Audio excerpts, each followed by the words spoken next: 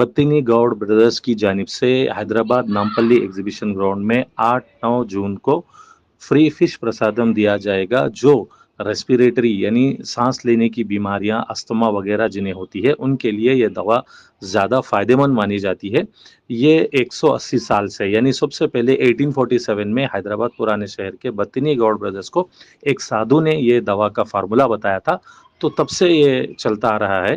आप तमाम को ये फ्री फिश प्रसादम के बारे में पूरे डिटेल्स, पूरा एड्रेस और तमाम जो दवा लेने से पहले, दवा लेने के बाद के तमाम जो आपके प्रिकॉशंस है, वो मैं इस वीडियो में बयान करूँगा। आप लोग पूरा वीडियो देखने से पहले मेरे YouTube channel advocate Sadiq Shaikh को ज़रूर लाइक, शेयर, सब्सक्राइब करें और एक भी सेकंड वीडियो स्किप करे बिना पूरा वीडियो देखेंगे तो आपको मालूम पड़ेगा कि फिश प्रसादम एक प्रसाद है या कोई मेडिसिन है।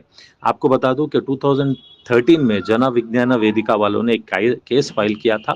वो केस के जरिए उन्होंने अपील किया था कि इसको मेडिसिन यानी दवा ना कहा जाए, इसलिए कि ये प्रूव्ड नहीं है क्लिनिकली। तो इसको जब बत्तिनी गौड़ ब्रदर्स ने कोर्ट में, हाई कोर्ट में इसकी सुनवाई हुई, तो कोर्ट भी इसके बारे में कुछ कह नहीं सका। बस कोर्ट ने इतना कहा कि इसको प्रसाद या कुछ और कहे, लेकिन इसको दवा कहने की कोई परमिशन या कोई प्रूव्ड रिजल्ट्स इनके पास नहीं है, बत्तिनी गौड़ ब्रदर्स के पास।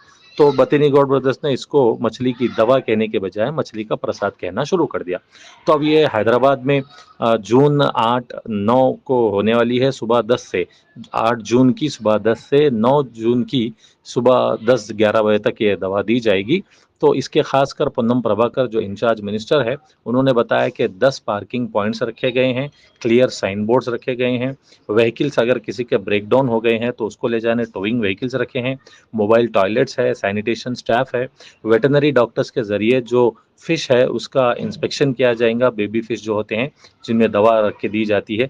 इलेक्ट्रिसिटी डिपार्टमेंट को, ट्रैफिक डिपार्टमेंट को, RTC buses, metro rail, MMTS rails और जो तमाम डिपार्टमेंट्स है जिनके जरिए सेफली जो पेशेंट्स जो आते हैं प्रसाद लेने के लिए, उन तमाम को सेफली ये प्लेस तक पहुंचाने के लिए पूरे फैसिलिटीज़ प्रोवाइड किए गए हैं, जो नामपल्ली एग्जीबिशन ग्राउंड पहुंच सकते हैं। और ख़ासकर सीपीआर फर्स्ट एड प्रोवाइड करने के लिए मेडिकल टीम्स को भी रेडी कर दिया गया है। फिशरीज़ डिपार्टमेंट जो है उनकी जानिब से 1.5 लाख फिशेस अवेलेबल है। तो लास्ट टाइम जो 2024 में हुआ है तब 2-2.5 लाख लोग आने का रिपोर्ट दिया गया है। तो अब इस साल यानी 2025 में मिनिमम 4 से 5 लाख। तेलंगाना हुकूमत इस फ्री फिश प्रसादम के जो कैंप को हमेशा जो सालाना किया जा रहा है, जिसमें लाखों लोग पूरे स्टेट से आते हैं, इसको काफ़ी प्रेस्टिजियस मानती है। इसलिए हमारे जो मिनिस्टर है इंचार्ज पोन्नम प्रभाकर साहब, उसको वो पूरे फैसिलिटीज़ और पूरे डिपार्टमेंट्स 35 डिपार्टमेंट्स कुछ कोऑर्डिनेशन मीटिंग रख के ये जून 8-9 के प्रोग्राम को सक्सेस करने, पब्लिक को पूरा हैसल फ्री यानी बिना कोई तकलीफ हुए पूरी सहूलत फराहम कर रहे हैं। खासकर जो मेट्टू साई कुमार अन्ना है, Telangana fisheries cooperative societies federation के चेयरमैन नहीं है, तो ये भी क्योंकि ये फिश की दवा है तो फिशरीज डिपार्टमेंट के ये चेयरमैन होने की वजह से ये पूरी तरह से इसमें कोऑर्डिनेट करके ज़्यादा हिस्सा ले रहे हैं।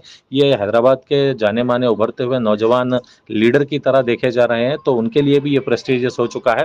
तो आप लोग को मैं एक बात बता दूं कि यूएस ओहियो से एक 7 साल का बच्चा ट्रैवल कर रहा था हैदराबाद इस दवा के लिए खासकर। तो मेट्टू साई कुमार अन्ना को हमारे क्रिमिनल एडवोकेट जो जूनियर फरहान है, उन्होंने डिस्कस करके 3 पासेस उनकी फैमिली को भी मेरी जानिब से वो लोग प्रोवाइड करवाए हैं। तो मेट्टू साई कुमार अन्ना का, फरहान साहब का और हमारे मुजफ्फर भाई वगैरह उनकी टीम पूरी का मैं शुक्रिया अदा करता हूं कि एक छोटे से बच्चे को ये मेडिसिन जो यूएस से उतनी दूर से, यूनाइटेड स्टेट्स ऑफ अमेरिका से जो आ रहा, उसको लोगों ने सहूलत दी। और इनके जो बच्चा ट्रैवल कर रहा है 7 साल का यूएस से, उसके फादर को भी ये बीमारी थी, उन्होंने भी ये दवा लिया, उनको काफ़ी क्यूर और राहत मिली। तो उसके लिए जब ये बच्चे को भी जेनेटिकल शायद ही आई है, तो वो बच्चे को भी ये दवा वो फादर यूएस से भेजकर ये दवा उनको एडमिनिस्टर करा रहे हैं स्पेशली। तो हम दुआ करते हैं कि जितने पेशेंट्स ये दवा ले रहे हैं उनको, हम खासकर दुआ करते हैं जितने भी पेशेंट्स ये दवा लेने दूर दराज पूरे स्टेट से, ओवरऑल इंडिया से ट्रैवल कर रहे हैं, काफ़ी सारे फॉरेनर्स भी आते हैं, वो तमाम ये दवा जो ले रहे हैं उनकी जो है सो सेहतयाबी के लिए हम दुआ करेंगे, उनकी सेफ रिटर्न, उनकी सेफ जर्नी के लिए भी हम दुआ कर रहे हैं। मैं खुद नामपल्ली एग्जीबिशन ग्राउंड 6 जून जाकर दौरा किया हूं, वहां पर देखा हूं तो अभी भी काफ़ी सारे लोग, खासकर यूपी के, कर्नाटका के, वेस्ट बंगाल के और दीगर स्टेट्स के लोग वहां पहुंचे हैं। तो वो तमाम लोग अभी 2-3 दिन से वहां वेट कर रहे हैं, उनको फ्री फूड भी उनको फ्री फूड भी प्रोवाइड किया जा रहा है। तो मैंने खासकर कुछ लोगों को इंटरव्यू भी किया है कि आप लोग कब से यहाँ आ रहे, कैसे दवा ले रहे, तो आप वीडियोस फोटोस में जो अरेंजमेंट्स है वो भी देख सकते हैं। मैंने वो तमाम वीडियोस फोटोस और वो अभी प्ले करके आपको दिखाऊंगा। कहाँ से आप लोग? मेरठ से, यूपी से आए हैं। कितनी बार लिए दवा है? 5 बार ले चुके अब तक। अच्छा काम कर रही है आप लोग को ये? क्या प्रॉब्लम है आप लोग को? सांस का अस्थमा है या कोई खांसी वगैरह होगी? तो कैसे देते हैं दवा? ये पहले क्या देते हैं? मछली में डालते हैं या फिर कैसे? मुंह में डाल के सीधे से पेट में डाल देते हैं। अच्छा, तो अभी कितने यूपी से कितने लोग आए होंगे? हम तो अभी थोड़ा उधर बता दे बेटा। हाँ 12 आए हैं तो हाँ, बस इधर आ। और आए और आ रहे कितने दिन रहेंगे सर? यहाँ रहेंगे 9 तारीख को। 9 तारीख तक, 8 9 2 दिन देते हैं। कितनी भीड़ आई थी पिछली बार? 1-2 लाख के। एक तो ना देखो वो करीब कोट कितने? 10 लाख के करीब। 10 लाख आदमी? बहुत भीड़ है वो। 10-10 लाख। बहुत चमल लो बॉडी बहुत तकलीफ चलती है। बहुत आदमी बताओ। जो खास कर दी जाती है मुर्गशिरा कार्ते कहते हैं, उस वक्त में जो मछली ज़्यादा खाई जाती है, ऐसे मौके पर खासकर यह दवा उस मछली के पेट में डालकर जो मरल के जो बच्चे होते हैं फिश के छोटे, उसमें रखकर डाला जाता है। तो खासकर ये जो वेजिटेरियन होते हैं उन लोगों के लिए भी गुड़ की बनाई हुई स्पेशल दवा दी जाती है। तो वो लोग को कंटिन्यूसली 4 दिन ये दवा लेना होता है और ज़्यादा परहेज़ भी उनको करना होता है। तो आप तमाम को मैंने जो डिटेल्स बताई है, जो खासकर जिस तरह के अरेंजमेंट्स किए गए हैं, कौन सी तारीख में कौन सी जगह, तो कौन सी फैसिलिटीज़ के ज़रिए की जा रही है, कि कौन से फैसिलिटीज़ प्रोवाइड की जा रही है कि एग्जीबिशन ग्राउंड तक लोग पहुंच सके। तो खासकर मैं आप तमाम को बताऊंगा कि जब आप मेडिसिन लेने जाते हैं तो आपको एक पाम्पलेट दिया जाएगा जिसके अंदर पूरा मेडिसिन लेने से पहले, लेने के बाद क्या खाना है, क्या कैसे परहेज करना है, ये पूरा 45 डेज का परहेज होता है। तो जब आप ये मच्छी लेने जाते हैं आपको 3 घंटे पहले कुछ खाए बिना रहना है और ये दवा लेने के बाद 1.5 घंटे तक यानी 1.5 आवर तक भी कुछ आपको लेना नहीं चाहिए।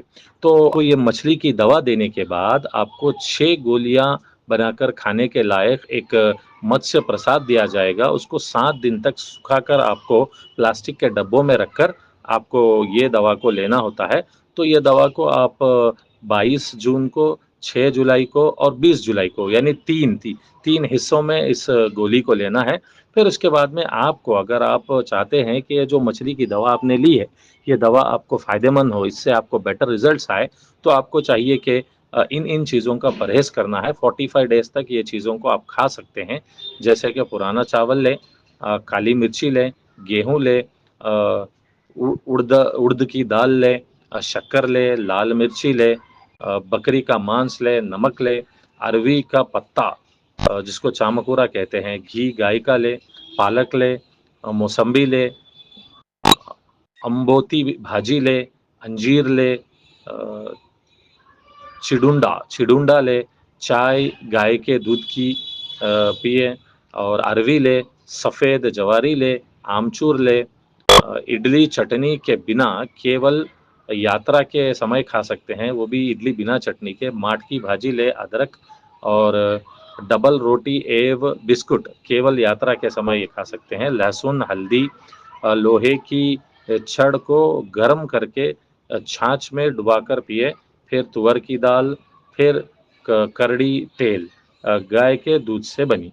तो ये तमाम चीज़ें मैं आपको पम्पलेट के रूप में भी आपके सामने रखूँगा, आप वो देख सकते हैं और इसका जो सही इस्तेमाल, सही रिज़ल्ट आने के लिए आप लोग ले सकते हैं। जैसा मैंने आपको कहा है, तो इसको कंप्लीटली मेडिसिनल क्लिनिकल वैल्यू से अप्रूव्ड कोई डॉक्टर्स का नहीं है। अब ये बत्तीनी गौड़ ब्रदर्स का कहना है कि मेडिकल माफिया होता है, वो लोग इसको रोकते हैं, लेकिन जो लोग को फ़ायदा पहुँच रहा है वो कई सारे स्टेट से आ रहे हैं।